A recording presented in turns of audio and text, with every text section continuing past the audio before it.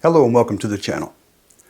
Today we're going to continue our conversation about the Fireteam 5.56 from Exigent Defense. More specifically, we're going to discuss back pressure and blowback. Before we get started, I would like to first say thank you to all the viewers and subscribers. This last week I've surpassed 500 for our subscribers, so guys, really appreciate it. A lot of great comments, and the support means a lot. Thank you. As far as for the footage I have for y'all from the range for assessing back pressure and blowback, I did a one-shot test using a rifle speed gas block. Went ahead and recorded that footage. During that time, I also used several other silencers to use as a comparison, just to show you guys the differences. And the differences in low back pressure and what's marketed and known as reduced back pressure. Okay. As far as reduced back pressure, I really do not know what it means. Low back pressure, I understand that. Reduced back pressure, from my experience, it appears to be nothing more than a term that gets loosely used in marketing. Because think about this, reduced from what? What is the baseline? Okay, what are we working from? How do we know it's reduced? What is the percentage of the reduction? Is it one silencer that for all companies go off of, or does each company have a silencer that's their baseline that they go off of as far as declaring what is a reduction? Okay, I'm a little over the top there, but you see what I'm saying. I don't think there is a clear line. So I think anybody can say reduced back pressure. But when you say low back pressure, okay, it better be low. So with that, guys, enjoy the footage, and then I'll see you back here, and I will give you a more detailed account of the test, and also my opinion and thoughts on the Fireteam 5.56. Hello and welcome to the channel. Today we're back out here at Angelina Rifle and Pistol Club, and we are finishing up our review on the Exigent Defense Fireteam 5.56. Today we're going to discuss back pressure. How we're going to gauge that, where we actually have some objective data that we can share with you guys, is I'm using a 14.5-inch upper that has a rifle speed gas block. The way I have this set up, it depends on your gas port size. Depending on the rod size that you put in the rifle speed gas block, determines on how many settings and how those settings are gonna work. The way I have mine set up, this is a BCM barrel, a 14.5 mid-length that has a gas port of 0.076. This is the long rod in the rifle speed gas block. So my unsuppressed setting on this is setting 5. That means on setting 5, we restrict the gas to a point that there's no longer enough in the system to lock the bolt to the rear on an empty magazine. So when we talk about failure, that's what we mean. We fail to get the bolt to lock to the rear. And that means that the gas has been restricted to a point that it's not running the gun efficiently. Okay, so our setting, the way this is set up is, like I said, is setting 5. So the closer we get to setting 5 means lower back pressure on the silencer's part. So we'll go ahead, I will gas it up. I'll show you unsuppressed, and then we'll go through each silencer. Let's see, we have 6 here today to compare. We have the CGS Psi 6. We have the Sonics MCTR. We have the Exigent Defense Fireteam 5.56. We have the B&T Print XH Compact. We have the Dillon DRC 5.56, and we have the Cobalt Scrambler. All right, guys, let me get gassed up here. Make sure we're on the correct. All right, we are on setting 5.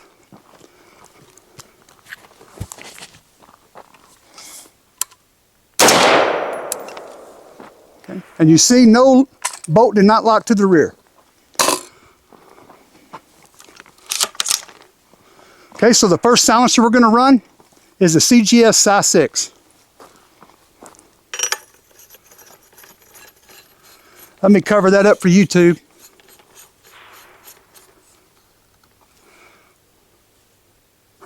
We're going to start out on the unsuppressed setting, setting 5.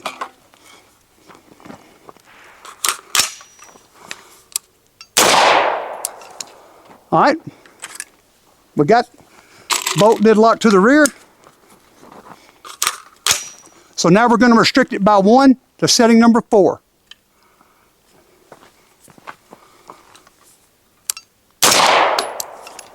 All right, as you see, we failed to get locked back.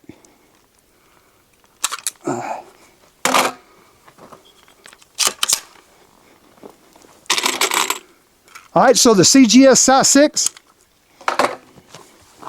is on setting 4. That is just one setting below setting 5 of the unsuppressed. That means that the size 6, and I forgot to mention, this does have the vented end cap. It does not have the traditional end cap. This is with the vented.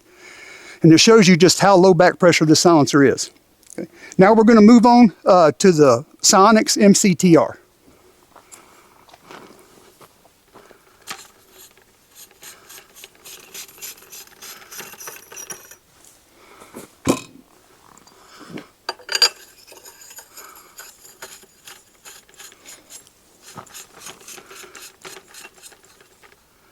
All right, I'm going to go back to setting 5, unsuppressed setting.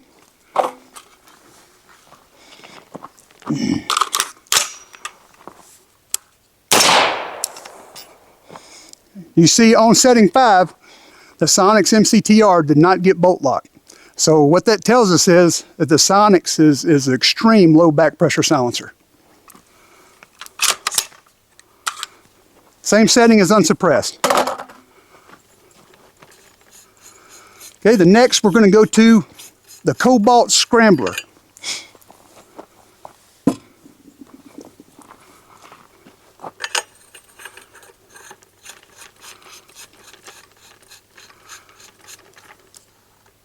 All right, we're going to start out on setting 5, unsuppressed setting.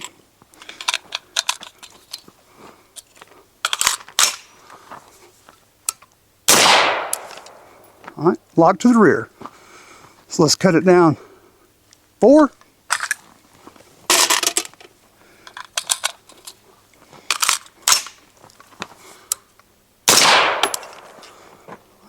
And we did not get a lock back.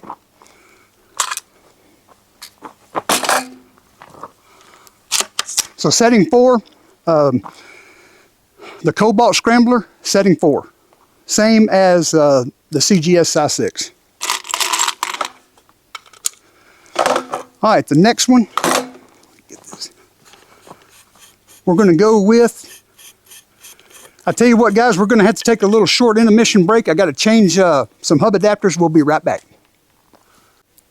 All right, we're back. What we have here is the B&T Print XH Compact.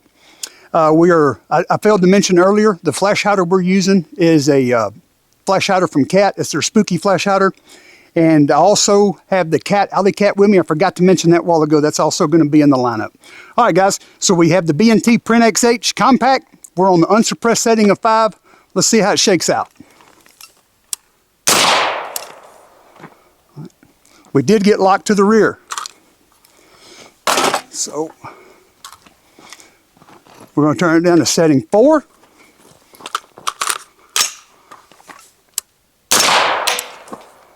And failed to get a lock back. So one setting under setting 5.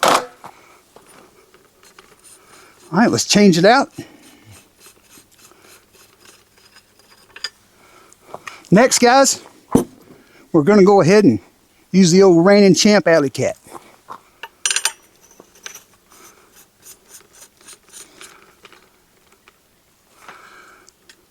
Put it back on unsuppressed setting.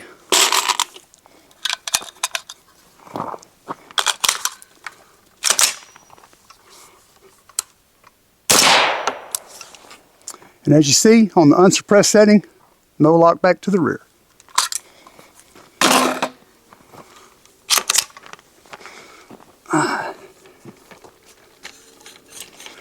All right. Real quick, one more break. I've got to change out one more hub adapter, and then we'll be done taking breaks. Be right back. All right, we're back, guys. Next up is the Dillon DRC 5.56. No need to start on the unsuppressed setting with it. This thing is atrocious. We're going to give it some benefit of the doubt, and we'll start out at setting 4.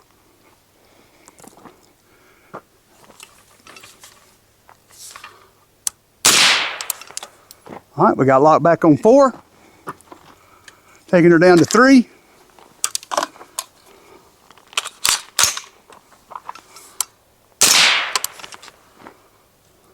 We did not get locked back on 3.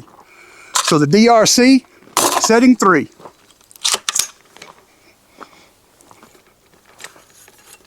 Next up is going to be the Fireteam 5.56.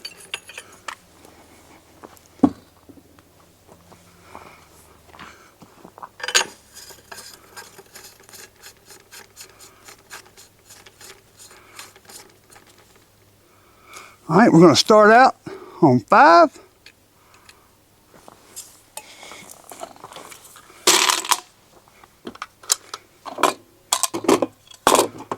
All right.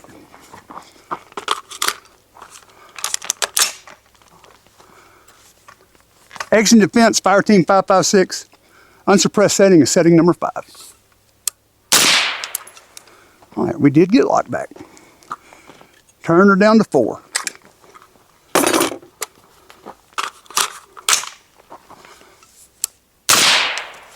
All right, we got locked back on 4.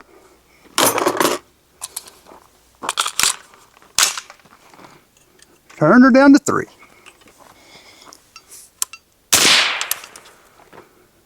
We got locked back on 3. Turn her down to 2.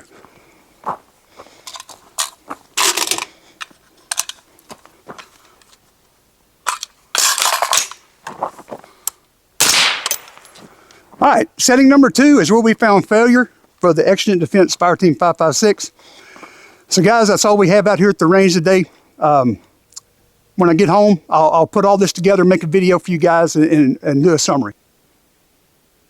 Before I share my experiences and my thoughts on the Fireteam 5.56, first I would like to give a little more explanation about the procedure and the testing you just witnessed. If you noticed, we had silencers all the way from extremely low back pressure to pretty gassy cans. I will say this is the first time, the Fireteam is the first time that the setting did not match the shooting experience. What I mean by that is, I'm not saying that the Exigent is not gassy. That the test you just watched absolutely proves that. But as far as the shootability of it, the one-shot test does not tell us everything. For example, the Dillon 5.56 is setting 3, so it's one setting above the Exigent Defense. But as far as the shooting experience of it, when you shoot a higher round count exercise aggressively with the Dillon, I mean, it's what I consider gassing you out. It's uncomfortable. Gas forcefully comes back, you know, pretty much dries your eyes out. It's uncomfortable, and you just, unless you have to, you're just not going to shoot it. Whereas the Exigent Defense Fireteam 5.56, when you shoot a higher round count drill aggressively, you're always going to be aware of gas. Okay, like there was never a time that I can remember to where I did not like smell and was aware of gas when I shot higher round count exercises. But not one time do I remember it being like offensive, like to the point where, you know, like what it does with the Dillon, where it comes back and forcefully hits you in the face. So I would classify the Fireteam as, you know, as definitely a higher back pressure can compared to, say, the Alley Cat 5.56, but compared to the Polonium K, it's not. In that aspect, it is most definitely a reduced back pressure silencer. Okay, but something I do want to touch on is some of the earlier videos that I watched about the Fireteam 5.56, and obviously put out by people that I don't know for a fact, but appeared to be given the suppressors for review or what have you. I heard everything from absolutely no gas to low back pressure to it does not change, it does not change the cyclet rate or anything on the gun. So everything that was being said, little that it was talked about as far as in the subject of back pressure, was all led to believe extremely low back pressure. Well, I will say, folks, my experience has not shown me that. What I do think about the Fireteam 5.56, first, I think it is a very capable silencer. If you're looking at its capability to suppress sound, flash, and muzzle, it crushes. It crushes on all those. But with that performance, it does come with some added back pressure. And that's just the fact of it. I also got some other footage showing shooting on the same platform. It's a 12.5-inch mid-length upper with the same lower receiver extension, spring, buffer, everything. All we changed was the silencer and using a super selector. And what this shows is the ability for not just a few shots how it deals with gas, but through a whole string of a magazine firing. So it also shows how low the back pressure is and also how well the silencer deals with gas stacking. So when you're shooting those rounds extremely aggressively, okay, you just continue to compile gas, kind of like credit card debt. So those two videos I will not be adding to this simply because I have tried to upload those to YouTube a couple of times already in some different videos, and they just get shut down. I mean, absolutely like no views. And it's not that my channel gets a lot of views anyway, but I mean like it's like a short, you may get like 1,500, 2,000 in a day, where these videos right here would get like 30. So what I will do, if you're interested in that footage, I did put it up on my Instagram account. It is not the same as Tac Shep here on the YouTube. It's under my name. So if you're interested, I will put my Instagram account right here. And if you guys want to go check that out, all right, but I will describe the footage in like I said, I already explained why I did it. It's just another objective test that you can do that shows how much back pressure a silencer has. Not only that, but how well it deals with a lot of gas. So the two videos, the two silencers that were used were the Psionics MCTR, and then the second, of course, was the Fireteam 5.56.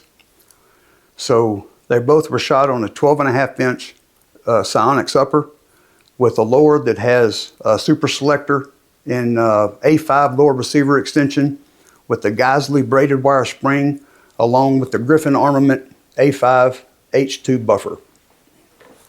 So when you watch the footage with the Psionics, it is clear that you cannot detect any change in the ejection pattern from unsuppressed, and it stays consistent throughout the whole 24 rounds that was fired. Not only that, it had a nice, slow, controlled rate of fire. I would estimate, slightly under 700 rounds a minute. And the ejection pattern never did change. It stayed consistent throughout all shots fired. Also, the cyclic rate stayed the same as well. It never did change throughout the complete mag, the entire mag. When doing it with the Fireteam 5.56, it had a noticeable increased rate of fire, and then that rate of fire from beginning to end changed a couple of times. It actually increased a couple of times throughout the firing process. Also, you look at the ejection pattern, it goes from about 3:30 and swipes up to about 1 o'clock by the time it gets to the end of the mag. So what that's showing is how much back pressure and blowback that the Fireteam 5.56 has versus like the Psionics. Now, as soon as I posted that on Instagram, a gentleman with Exigent Defense came on and commented, and he said that the Exigent Defense was built around the Mark 18. So I did pick up a Mark 18 upper from a buddy of mine. So I'll shoot that footage using the Mark 18 upper, using the same two silencers. All right, guys, that's all I have for you. If you have any questions, reach out to me in the comments. And like I say, I believe this is an excellent, I did want to say this before we cut the video. As far as the Fireteam 5.56 living up to the hype, I had somebody ask me that question. And in my opinion, I'm going to say no. And it does have a lot of hype. If you look on a social media, man, these people are doing a very good job of promoting their product. And like I said, they do have a good product. The reason I say it does not live up to the hype is because of the back pressure situation. If you were able to get the mitigation of sound, flash, muzzle, plus low back pressure, it definitely, I would consider it living up to the hype at that point. But because I say it does not live up to the hype, does not mean that I'm not impressed with the performance of it. It's just, far as it's a little gassier than I personally like. For my use case, there's already a silencer on the market that you know I would not give it up for the Fireteam. And again, that's my opinion. And that silencer is the Alley Cat 5.56. As far across the board, all around silencer, it in the Alley Cat 7.62, I have just found both of them to be hard to beat. Looking at the sound aspect of it, does the Exigent defense beat out the Alley Cat 5.56? It does a little bit on sound, and again, that's to my ear.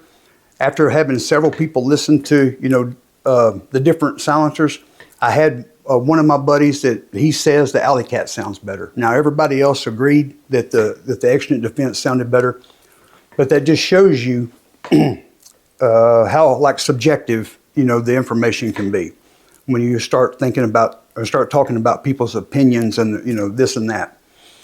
For example, there's a gentleman that does videos, puts out a lot of information, has a lot of silencers, and he will take a silencer or a few and put them on guns they were not designed for, meaning putting them on a bolt action gun when they were designed for a gas gun, and then talk about how quiet they are. And after only a few shots, he declares his love for his newfound favorite, 5.56 can or whatever.